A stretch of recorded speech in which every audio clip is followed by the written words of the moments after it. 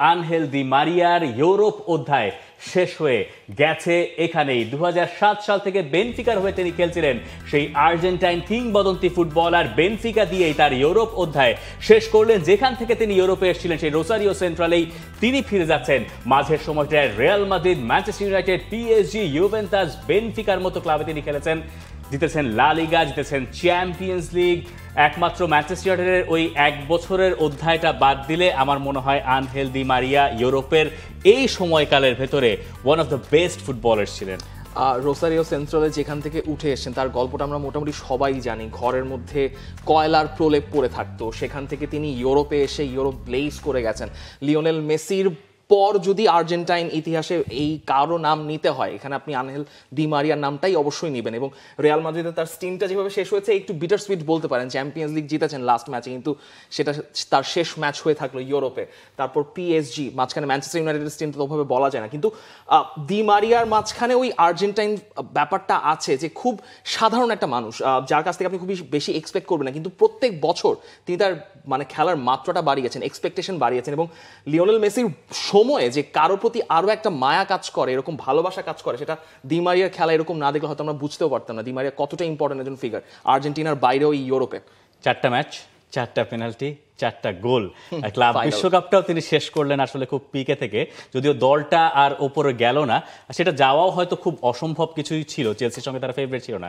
কিন্তু এই দি মারিয়াকে ইউরোপ মনে রাখবে অনেক কারণে। রিয়াল মাদ্রিদে তার যে স্প্যানটা, চ্যাম্পিয়ন্স লিগ জেতা, সেই সময়টার জন্য। ইনফ্যাক্ট আপনি দেখেন রিয়াল মাদ্রিদের পর ম্যানচেস্টার ইউনাইটেড থেকে যখন তিনি আবার পিএসজিতে গেলেন, পিএসজিতে কিন্তু তিনি 7 বছর কাটিয়েছেন। সেই সময়টাও মনে হয় তিনি তার ইন্ডিভিজুয়াল স্কিল দিয়ে পিএসজিতে কিন্তু তিনি ফ্লারিশ করে গেছেন। এরপর ইউভেন্টাস, এরপর শেষটা হলো বেনফিকায়। এই বেনফিকারও তো আপনি যদি লাস্ট সিজনটাও খেয়াল করেন, সেখানেও তো হচ্ছে আনহেল ডি মারিয়া দুর্দান্ত কিন্তু করেছেন। এবং চ্যাম্পিয়ন্স লিগের সবচেয়ে বেশি অ্যাসিস্ট করা ফুটবলারদের একজন তিনি। সেই রেকর্ডটা আরো বেশি টেনে নিয়ে যেতে পারতেন হয়তো, কিন্তু তিনি ভাবলেন যে না, এখানেই তার শেষ করা দরকার। দি মারিয়ার চুলগুলো পাশ দিয়ে পেকে গেছে, এটা দেখে আমার একটু নিজেরও অদ্ভুত লাগে যে এই দি মারিয়াকে আমি ফলো করছি সেই 2008-এ যখন অলিম্পিকে গোল দিলেন। আমার কাছে তখন থেকে পরিচিত, তার আগে আমি তাকে ওইভাবে আসলে চিনতাম না। এবং তারপর থেকে তার বেনফিকার আমলটা একটু অনুসরণ করার চেষ্টা ছিল। যখন রিয়াল মাদ্রিদের সেকেন্ড গ্যালাকটিকো শুরু হলো, ফ্লোরেন্তিনো পেরেজ আবার যখন এলেন, সে সময় সেই দি মারিয়া কেনা হলো। দি মারিয়া ফার্স্ট সিজনে যে খুব আহামরি নজর কেড়েছিলেন তেমনটা না, কিন্তু 2014-র যে চ্যাম্পিয়ন্স লিগটা, যে ফাড়াটা রিয়াল মাদ্রিদের কাটছিলই না, সেই ফাইনালে যে পারফরমেন্স দি মারিয়া দেখিয়েছিলেন এবং যে কারণে তিনি পরে গিয়ে ম্যান অফ দ্য ম্যাচ হয়েছিলেন, রিয়াল মাদ্রিদ সমর্থকেরা, একই সঙ্গে পিএসজি সমর্থকেরা, বেনফিকার ফ্যানরাও তাকে আসলে একেবারে সবসময় লেজেন্ডের কাতারেই আমার ধারণা রাখবে।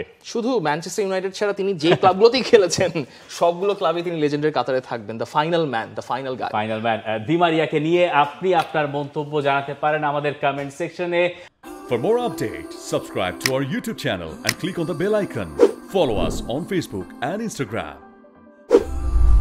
Download T-Sports app to enjoy exciting games and highlights. Visit tsports.com.